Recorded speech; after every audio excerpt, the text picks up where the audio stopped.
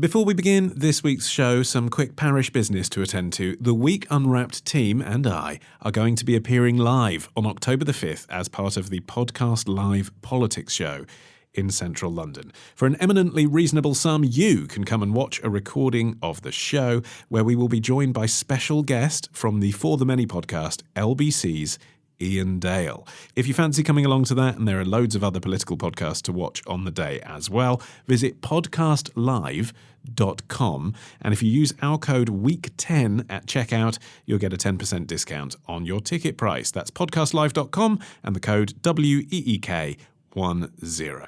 And now, on with the show. It's the week ending Saturday the 21st of September, and this is the Week Unwrapped. In the past 7 days, we've seen the Supreme Court considering the legality of Boris Johnson's parliamentary suspension, controversy over a photo of the Canadian Prime Minister in brownface, and the Rugby World Cup kicking off in Japan. But we're here to bring you some of the stories that passed under the radar this week. Big news not making headlines right now, but with repercussions for all our lives. I'm Olly Mann, and let's unwrap the week. And joining me from the week's digital team are Arian McNichol, Holly Clements and Cameron Tate. And starting the show, controversially for a second week running, it's Holly. What do you think this week will be remembered for? It's a week when the fault lines of feminism were laid bare. So this placard that I'm doing says "My Body, My Choice", and we're just using it for a little march that we're doing, and it's just to say to these people that this is the job that I want to do, and it's my choice what I do with my body. It shouldn't be up to anyone else what I decide to do. Feminism, kind of like the rest of society, has been somewhat infected. I think it's by these really neoliberal, kind of really dumbed down, simplistic, very selfish attitudes that it's all about me, and what I choose. And if I choose something, it's my right. That's not what feminism has ever been about. It's about all of us. That was a clip from the BBC Stories video, Spearmint Rhino Strippers Fighting for the Right to Strip, available online now. And I suppose, Holly, that video title very elegantly sums up the whole story. But do it again for us. What's going on here? There's no need for me. So Spearmint Rhino in Sheffield has finally had its licence renewed after a year-long battle with campaign groups. And we should say, actually, for people not familiar, Spearmint Rhino is a chain of gentlemen's clubs, as they were called. Yes, a gentleman's club is a nice way of putting it, I suppose. So Sheffield Council's licensing committee have decided to keep it open after an 8-hour hearing of passionate speeches on both sides. But it's really kind of exposed the tensions within this idea of feminism, of whether stripping is pro women's rights or against women's rights. What kind of spoke out to me the most was how the strippers are saying, stop trying to save us, my body, my right, whereas these feminist groups appeared to think that they knew better. And I think it's a big tension in 2019, how feminism defines that. And it seems like the thing that really pushed this over the line and ended up inadvertently with the renewal of the licence rather than its revocation was the techniques that the feminist group had used. Yeah, there's some really sinister things that went on. They went into the club to make video recordings, which a lot of the strippers were saying, this feels like revenge porn tactics. Like, we had no idea that it was happening. Yeah, I mean, if there's any no-no in a strip club, it's don't bring a camera Exactly, in. and naked bodies being shown, obviously, to the council so that they could make a decision. The feminist groups were saying it was their only way of proving that things were happening. What kind of things were they looking for? So women touching each other, women touching men, things that were against the rules, basically, and that's what they were trying to get it shut down for. I mean, it's fascinating, isn't it, Arian, this idea that a group can say this isn't consensual, and yet the women themselves involved can say, no, I'm consenting and I'm being treated with respect, and it's in your eyes that it's not consensual, and my opinion's more important than yours. Yeah, and it's so complicated because the women who were filmed ended up bearing the brunt of the punishment because they were fired by the strip club, and the management meanwhile claimed that they had no knowledge of what was going on, and this was stuff that was against their rules, and they were very clear on their rules. And so actually the strip club goes on, but the women who were doing the things that the feminist group were saying were against the rules, they were the ones who were punished in the end. So it's quite complicated. I guess, though, Cameron, any strip club is always going to say, of course, we abide by the rules, and the rules include no touching. But the truth about touching in that kind of environment is that possibly, I imagine, there are various different case-by-case elements that come in, i.e. how much money has this patron just spent? What person are they doing it with? Because some of the women probably, have a record of being fine and consenting to that, so long as no one's noticed, and others very much not. And every strip club's going to say, well, we don't tolerate it. But in reality, there probably are blurred lines there where there shouldn't be. There shouldn't be any touching. Yeah, I guess it depends on the chain. I would say it also depends on the location. So I don't think every rule is abided by. Well, as I was saying, Holly, it's that suggestion. If you're someone who comes in here with enough cash, the rules probably are bent for you. I'm not making an allegation about Spearmint Rhino specifically, but just all gentlemen's clubs kind of operate on that implied basis. Yeah, I'm not sure for maybe in the view of some feminists that are against strip clubs, I'm not sure if that's the line that they're worried about. I think true. It's generally women using their bodies to make money is what is offending them, and they think that impacts the rest of women because they think it normalises women's position in society, that they shouldn't be there just for men to give money to use their bodies. And that's where it's different, I suppose, isn't it, to the page 3 debate? Again, for international listeners who might not be aware, the Sun newspaper for many, many years had a topless lady on page 3 of its newspaper, and there was a campaign by feminists to get rid of that. And the argument, I think, which was legitimate, was you can stumble across that image. It is Britain's most popular, biggest selling newspaper. Should it be in a family environment, in a greasy spoon, you turn it open, you see someone standing with their boobs out, whether or not they want to. But in this environment, it's different. Everyone in there knows why they're in there. It's an adult environment.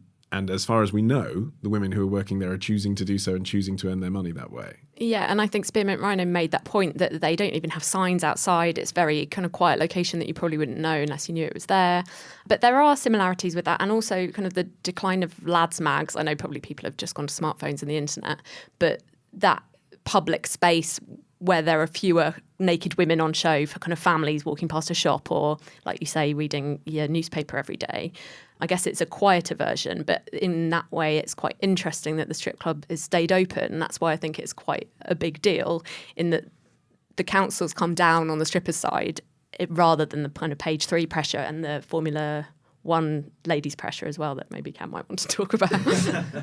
So you mean sort of booth babes and women walking around holding placards in tight outfits on the pit line? Yeah, because we had that, it was a couple of years ago in Formula 1, of where you would have grid girls, what they were called, of where you would have women standing in front of the cars holding the number of the racing driver.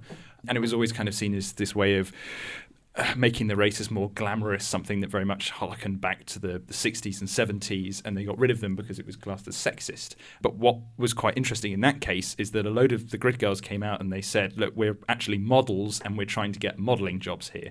And so we're hired to go and do this event and it's our choice to do it.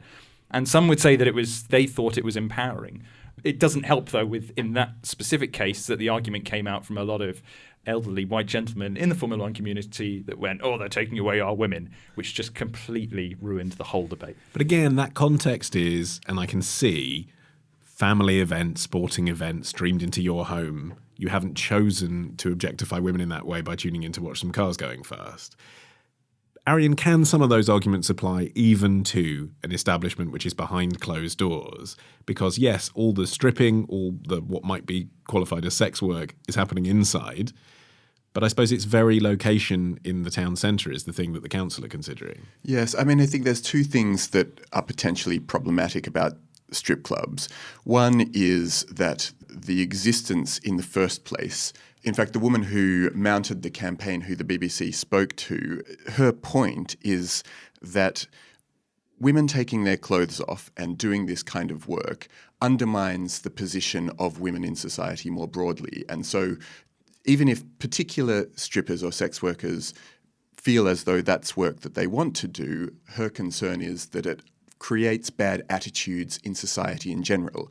And the second thing is that, and this isn't terribly clear because we just don't know stats on this properly, but there are concerns that a lot of the women who work not only in brothels but also in strip clubs aren't there entirely of their own will. You know, that there are lots of people who have been trafficked into the country who end up doing this kind of work. So there's sort of twin concerns that mean that case of it doesn't matter if it's behind closed doors in certain circumstances probably doesn't apply. And reports too I saw of a lady, for example, who lived across the road from the club saying, I don't feel comfortable as a woman being in this environment where there's all these rowdy men outside leering at me. Yeah, it's a really tricky one. And there are other people like the University of Hallam were complaining that it kind of brings down the area. They don't want their students there. Although, interestingly enough, the Students' Union backed the strip club and the strippers that were working there. But I think going back to Arian's point about sex trafficking and human trafficking, which is obviously awful, I think there's a lot of feminists that would agree that that's terrible. But then if a woman's telling you that they're consenting and that this is what they want to do, if we're going to accept a woman claiming that they're not consenting, we should accept a woman saying that they are. And I wonder whether the solution to some of this is about better unions, because I know there are kind of informal organisations that strip workers might belong to, you know, Facebook groups and whatever, but that's not the same as a proper trade union and recognising it as a job, you know, where people have rights and there are rules for a reason and you're trying to stop sex trafficking. That would be a lot clearer and cleaner, wouldn't it? Then it would be harder both to argue against and safer for the people working in it. Yeah, no, I completely agree with that. And I do think there's a difference in the kind of taboo and the attitude towards female strippers and male strippers. I think maybe male strippers are probably a bit more proud and they talk about it more. The women in the programme are very vocal and they obviously enjoy their job. But there is still this taboo of, oh gosh, she's a stripper, whereas a man might find it a very exciting job. But that feeling of not being able to talk out in society is probably what is preventing the trade unions and getting proper work rights. Okay, and finally on this, why is it your story of the week? I mean, is it a significant moment because it shows that actually against this, you know, tide of feminism, strip clubs still do have a future, or is it something else? I think it does mean that. And like I said, with the lads mags and the page 3 and the movement kind of maybe to close down having naked women around, it's a one ripple that's gone the other way. Okay, Arian, you're up next after this. Order! Order! The Prime Minister will be aware that Podcast Live Politics will return to London on Saturday, October 5th. Indeed, I imagine people in this house will enjoy seeing Chopper's Brexit podcast and the Delling pod, whilst the Honourable Gentleman will no doubt enjoy seeing Polling Politics to see how badly he and his party are doing. Typical Tory bluster. I believe the Prime Minister would benefit from seeing the new European podcast, UK in a Changing Europe, and to think about Ian Dale and Jackie Smith's For the Many. Order! Order! Order! Whether the House wishes to see talking politics or escape Brexit with the week unwrapped, there will be plenty of room for everyone. Even the Liberal Democrats can see never mind the bar charts. And all of these podcasts are live in London on October 5th. Indeed, tickets are available now from podcastlive.com. Unlock!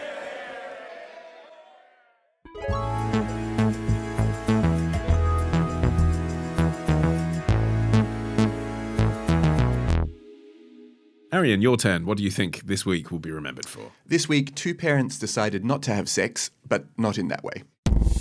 I'm quite tolerant of this couple, I must say. I didn't really upset me at all. Obviously, I haven't had children. I've only had stepchildren. But, I mean, looking back on my own childhood, I was very, very thrilled to get Meccano and Hornby Doublo and trains, and I was very angry when I was given a doll. And in fact, I ripped the arms off. But, you know, I think children have to decide for themselves. And that is a gradual thing. The distinctive tones of Janet Street Porter from ITV's Loose Women earlier this week. Arian, what was she talking about? She was talking about this week's news that a Somerset couple have decided to keep their baby's gender completely secret, not only from the world in general, but also from their friends and family. The 2 people were Hobbit Humphrey and Jake England Johns, and they refer to their child Anush as with the pronouns they and them, and dress them in both boys and girls' clothing and let them play with whatever toys they wish. And they were the subject of a BBC Inside Out documentary, and it sort of has rippled under the surface, but with a few think pieces that have come out since. But interesting. I mean, you say rippled under the surface, and I think that shows the high-minded outlets that you look to for your news. I mean, if you listen to phone-in radio, as I do, it's everywhere, this story. Because, you know, you mention anything about gender identity these days, and people feel obviously compelled to pick up the phone and rant. And sometimes it's hard to put light where there's so much heat. But with a child who's now 17 months old, I mean, this isn't a baby anymore. This is a decision they've stuck to for over a year.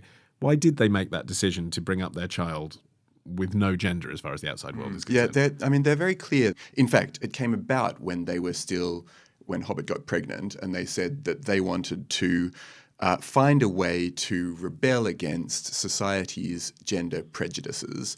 And so they came up with this idea of raising their baby as they, them, and people they knew said that you're not going to stick with it because parenthood is hard enough without having to introduce any extra complexities, but they have stuck with it, as you say, for 17 months. So, yeah, but really what they're trying to do is say, look, society has very specific attitudes about how it treats boys and girls from a very young age, and we don't want our kid to be exposed to that. Arian, I know your wife is expecting a child as we speak. Holly, you have, in recent times birthed one. What are your experiences on this? The idea that from the outset people come with preconceptions about your child based on their gender? I think that's probably true for some people, but I also think lots of parents are bringing their children up. I mean, babies are kind of gender neutral anyway. Like, they don't do much to show you whether they're a girl or a boy. And even toddlers, I don't think they've got a concept of this is for a boy, this is for a girl yet. And I completely agree, society shouldn't be telling them what to do, but I'm not sure if this is the answer to persuade people. One question is why people get so upset about it. It causes such vitriol when people say they want to be gender neutral or they want their baby to. But it's really caused people to be angry about it. And I guess that feeds into maybe what is wrong with society, why we kind of want to judge everybody. Well, I mean, I think there's a couple of strands there, aren't there? There's the kind of trans and anti-trans movement, which, is, like I sort of indicated, you mention it and everyone sets on fire and calls up stations and whatever. But there's another strand here as well, which is because it's to do with bringing up a child, which is just about the sense that the parents are claiming, I think, Cam, that their child is now going to have the choice what gender they're going to be. And even if you're very progressive and liberal and you think absolutely everyone should be able to choose what gender they are, that's usually in the framework of you've tried being the gender you were assigned at birth and it either is or isn't working out for you. Yeah. But this feels a bit like a laboratory experiment. Will this work out for a child being basically not able to say who they are? Yeah, that's something I find quite interesting is Arian was just pointing out that the parents are doing it as a sign of rebelling against society's position towards gender norms, which I find quite peculiar because the whole idea is basically to let the child grow up in their own skin and kind of find out what they like. But there's this kind of movement, and I sometimes joke about this because I was very much brought up with cars, can you tell? And some people give me stick for that because they say, your parents put on what they wanted or their likes and they put it onto you. May I say, my father specialised in classic cars for 30 years. I was nearly called Bentley. My interests are musical theatre. Precisely. But it's kind of seen as quite a negative thing that my father's interests were put onto me. So what I find really interesting with this is that I don't really like that they've almost done it as a way of spiting society. And this idea, Arian, that I suppose the child doesn't really have a choice because what's being imposed on them is that they have a choice, if you see what I mean. Yeah. I mean, that's a challenge, I think, regardless with all parenting, that whatever you do with your child, if you refer to them by their birth gender or if you raise them to be religious or if you teach them that, recycling is good, regardless of what you are telling them about the world, you are putting something on them. So there's no such thing as a sort of neutral kind of child rearing. And so I'm not sure that this falls into the category of abuse because they're just picking one of the non-neutral forms of approach to the question of gender. So, yeah, I don't think it's that. Yeah, I mean, there's a broader conversation, isn't there, Holly, about the beliefs that we give to our children and whether it's fair to expect them to reflect everything we want for them, whether that's religion or whether it's political views or anything. I think one person's parenting is another person's indoctrination, but I guess it depends on what the society around you is doing, because if you're the only person doing it, like in this case, it seems like kind of far out there. But say in 30 years, when more people are doing it, maybe they'll just seem like they were a bit ahead of the time. I mean, like you say, Arian, with religion is another example. If that is the parents' belief system and they genuinely think that's the best way to bring up their child, I don't see why that is doing any harm. It's sort of red rag to a bull, this stuff, isn't it? But they obviously really mean it. Yes, I think so. And I think it's also designed to be that. And I was trying to think about what the impact might be in the child's everyday life. And I sort of wonder, again, sort of extrapolating from what we know about the people, and maybe they are very different to those handful of details that we've got of them, but I wonder whether this kid is probably likely to come into contact with other children and also parents and probably even teachers who are going to be quite understanding about the idea of wanting kids to exist in a fairly sort of non-gendered world. And a lot of people are sensitive to that in any case. You know, you talk about the fact that I'm expecting a kid pretty soon. And yes, people do come at you with their ideas of, you know, what colour are you painting the nursery? And if you don't know the gender of your kid, how are you buying clothes that are going to be gender appropriate? And, you know, but I think that a lot of people already don't think like that. At the same time, the point of these people going on a TV show, I think, is to try to make society in a broader way think of these questions in a way that is challenging. I think that they've intentionally gone on TV to try to challenge people's ideas about gender. I think it is one of those things with babies as well. When you meet people in the street that you don't really know, they always ask, oh, is it a girl or a boy? How much does it weigh? And what are they doing with that information? Like, there's nothing to say after that. You're like, it's a girl. She weighed whatever. Yeah, but I mean, that's not about gender norms, it's just though, is chatting, it? isn't it? What else do you ask? Because, you know, does it throw up all the time? You know, yes. Yeah. How do they sleep? Like, I think it's just one of those things, but it's so tricky with the secret side of it and the hidden side of it. Like, I'm not sure if I think that's the way forward, because transparency seems to me like a better way. If you want to challenge people, let those people ask your child's gender and then say, why does it matter? Or we won't be dressing her in pink. We won't be dressing him in blue. Like, maybe I like that idea of the uncomfortable conversation with people, which I'm not sure I'm brave enough to do. No. Because it's just a bit awkward because most people are just being polite. And we also, we sort of know that there will be repercussions. We just don't know what they are. But psychologically, clearly there will be repercussions for this child being brought up in this way. And, you know, to the extent that their grandparents don't even know, or didn't know for a while, they now do apparently because they changed the nappy, but didn't know for a long time what the gender of their own grandchild was. You know, we know that being brought up by adoptive parents has an impact on people. So, you know, something as seemingly extreme as this will have an impact on that child. But we also know that if you're brought up completely atheist, or if you're brought up very strictly orthodox, you're going to have two very different experiences of the world right from the get-go. So yes, this is a form of parenting that probably some people will regard as extreme, but the impact that you have on your child, you have to accept that whatever you do, you're going to have an impact on your child, and they've chosen this particular path. And it'd be interesting to see if whether something like that becomes the norm, because when I was growing up, or the area that I grew up in, it was a relatively Christian area, and growing up atheist would have been a little bit peculiar. And I don't think, well, perhaps that is the norm now, but if you are going to raise your child as being gender neutral to start off with, perhaps the fear comes of people thinking that that's just going to completely take over at first. And I'm not sure. I think it's fine as long as you accept both sides of the argument of people who do bring their child up with specific genders and those who don't. As long as you understand it, that's fine. I guess it's also just that weird pressure on the child. Let's say that, because we don't know what the gender of the child is, obviously, let's say the child was born a boy. Let's say that child actually does, for whatever reason, firmly identify with stereotypical boy things. They do like cars and they are interested in trucks and running around, and that's their thing. If they start clearly identifying as a boy, I guess there's a suspicion that the parents might be saying, well, are you sure? You know, which in itself might not be helpful. Well, and actually, from what I saw of them, the parents did actually say, we'll let the child decide on its gender. And so I imagine if it sort of said, do you know what, Mum and Dad, I actually am a boy, they'd be like, okay, fine, well, from here on out, you're a boy. So they didn't seem unreasonable. I think that they've got a sort of unusual approach to the very early days of child rearing. Yeah, I think it's a fascinating story, isn't it? But I mean, to be honest, the documentary I want to see is the one in 20 years' time when they can tell us what their childhood was like. Cameron, you're up next after this.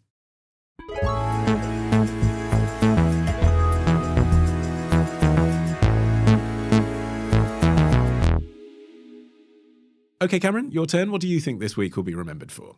A US firm is giving foodies another bite at the avocado. We don't really think about all the food we throw away.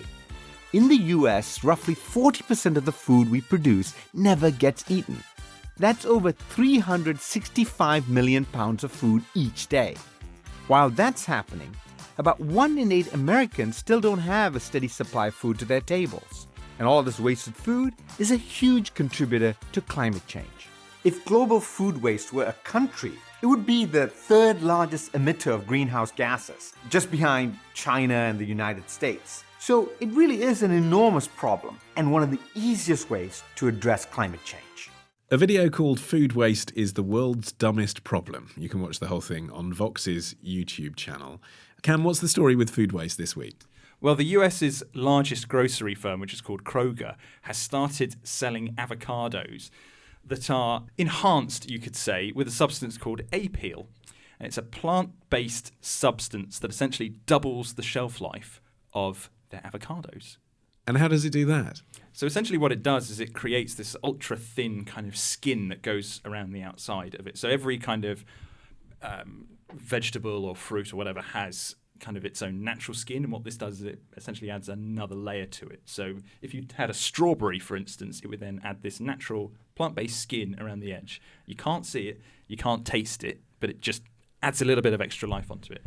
And obviously this is all done to basically curb food waste. So the idea is that if you go into a store and you see that the shelf life is longer, you're more likely to buy something rather than leave it.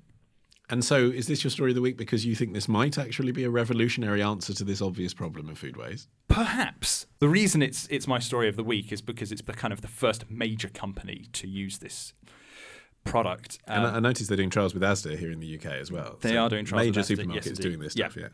It's now been taken up by major supermarkets. But it just kind of raises that debate of how do we tackle food waste, because food waste is a gigantic problem that not many people really seem to talk about, but it has a gigantic effect on the environment. I mean, the obvious answer to how to reduce food waste is don't buy food you're not going to eat. And I'm not sure that extending shelf life will make a difference to that, will it? This is a really interesting thing because there are kind of several factors as to why we kind of waste as much food as we do. So just to put it into context, every week Brits waste £494 million worth of food, which is £26 billion a year. So we waste a hell of a lot of food, but it can. A lot of people think it's down to we don't buy it because we're in a supermarket and we don't like the look of it. But actually, kind of a really big thing is people buy stuff because they want to fill out the space in their fridge. We hate that idea of having an empty fridge because we always want to feel as though we've got something to eat. So we stock up our fridges and then it just all goes out of date really quickly. Yeah, it can feel a bit sad, can't it, picking up a bunch of 3 bananas? Definitely, and I think that people do kind of go ahead and do major shops once a week that mean, well, a lot of the country certainly does, that mean that they take home masses of food, kind of forget half of what they've got in the fridge in the first place, and don't manage to use another percentage of it. And so, yeah, so it is, there are these staggering statistics about 10 million tonnes of food waste in the UK per year. And yeah, 1/3 of households admitting that they're throwing things away weekly, which you sort of do. You find yourself locating things again in the fridge whose use by date has expired. And I think this technology does at least attempt to address that part of the problem. Holly, would you be comfortable buying food from Asda that the only way it's signified that it has this stuff rubbed in all over it is it's got a little sticker on it saying apeel, which is the name of the startup? We don't know what the long-term effects of this are. You know, Cameron says, it doesn't taste of anything and it's invisible. It might be plant-based. It is another thing being rubbed on the skin of fruit that you then put in your mouth. Yeah, no, I think I'm quite pro it. I would like a list of ingredients as someone with allergies. I think that we'll probably have even more, like there's already kind of no nuts in these potatoes on the bags and you're going to end up with a long list of ingredients, which is fine. Yeah, because people often laugh at those, don't they? Yeah. Like, why would there be nuts in potatoes? But yeah, actually, it's good to know. If they're putting this kind of stuff all over the top, yeah. Yeah, you'd want to know what it is just for those reasons. What is it, Cam? So it's all natural stuff like peels, seeds and pulp and the likes of that. So it is natural. You're not going to find it laced with plastic. And the advantage to the stores seems more obvious than to us as consumers, actually. This is being marketed, isn't it, Holly, as like you as a consumer aren't going to waste this food. But actually, as a supermarket, the benefit of it being on your shelf for longer and not going rotten is, you don't have to get rid of it yourself. Yeah, good for them. Although I wonder if we buy loads of fruit and vegetables and then we end up buying more because it's gone off, whether that's better for them. That's true. Which isn't great for the world, but maybe there's that argument as well. I think also food waste is just part of this massive story that is very much underreported of us not having enough food to feed everyone in the world. Like, the population is going to go up by 2 billion people, according to the UN, by 2050. And there's a predictions that there's a 56% gap in the food that we could provide to those people. So food waste is so important. I think it's worth doing all these things. And there's lots of other kind of technological ways around it that everything is worth listening to. Loads of the food that we waste goes into a landfill, right?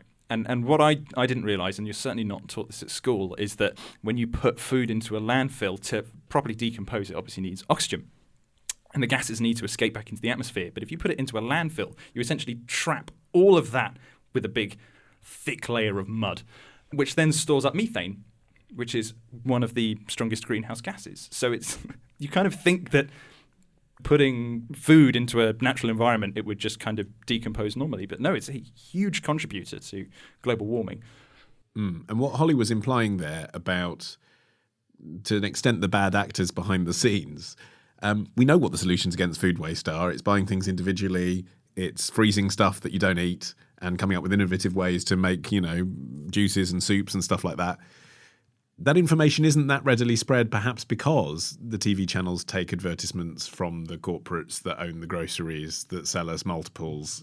There is an economic industry behind us buying too much.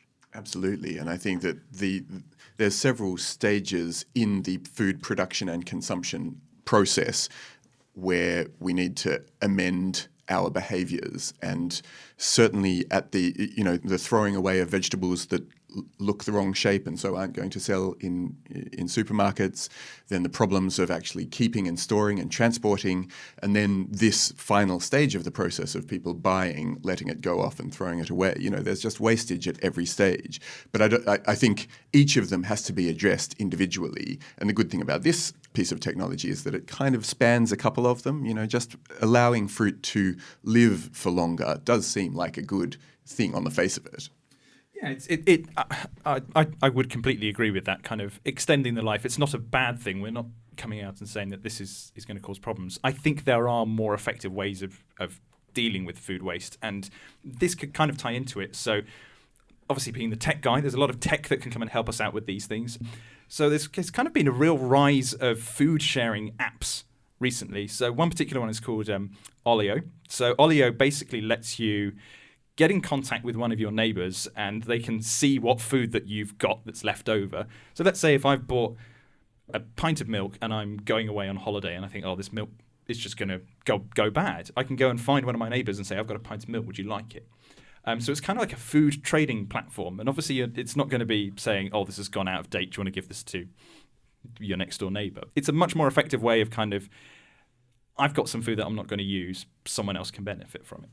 But then the very act of saying, here's some food and I'm not going to use it, and putting it on a social networking platform, it just feels, it's like the worst kind of version of yourself, isn't it? It's the opposite of what people do on Instagram, isn't it? Yeah, but I think if that's what you're passionate about, people will do it. I mean, this has got a user base of... I have some mouldy cheese that I consider myself too posh to eat. There's over 330,000 people that are signed up to it at the moment, and that's just one of many different apps. So people are clearly passionate about it.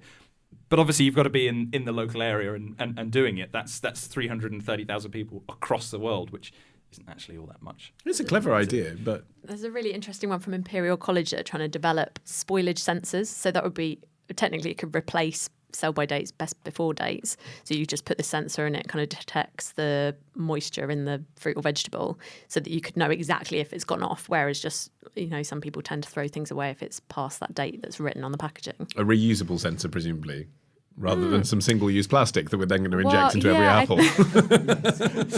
I found another one that's quite similar to Cam's, which is called the Flash Food app, and that connects supermarkets straight to consumers, offering them discounts on food that is not yet by its sell-by date, but about to reach its sell-by date. So, the discount aisle in the supermarket, but in app form, and that seems like a sensible thing that you can then order it and it'll come straight to you. I think that's a great idea, particularly for those that maybe struggle to afford a big food shop.